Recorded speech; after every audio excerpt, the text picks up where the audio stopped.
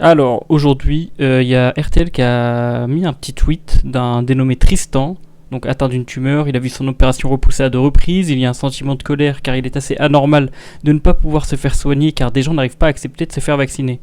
Pour vous, en fait, ça a l'air d'être un tweet lambda, mais en fait, pas du tout. C'est absolument triste pour lui et j'espère sincèrement qu'il va pouvoir se faire soigner, enfin hospitaliser. Mais ce qui est dégueulasse, c'est qu'en fait, il n'a jamais tenu ses propos.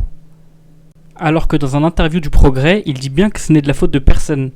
Regardez, nous comprenons la crise sanitaire, il est évident qu'il manque beaucoup de personnel dans les hôpitaux, que nos soignants sont épuisés par des mois et des mois de travail. Vous voyez, RTL est clairement en train de dire qu'en fait c'est de la faute des non-vaccinés. Moi personnellement je suis vacciné, j'ai fait mes 2 doses. Je devrais en faire une troisième, mais je ne pense pas que je vais la faire.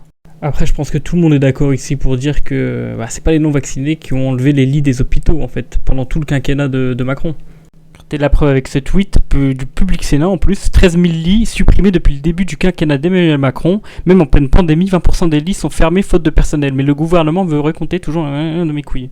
Ce que RTL est en train de faire, pour moi, est très dangereux parce qu'en fin de compte, il essaie de créer une petite guerre entre les vaccinés et les non vaccinés. Une guerre qui n'y a pas lieu d'être. Si quelqu'un a envie de se faire vacciner, tant mieux pour lui. S'il n'a pas envie, tant pis pour lui.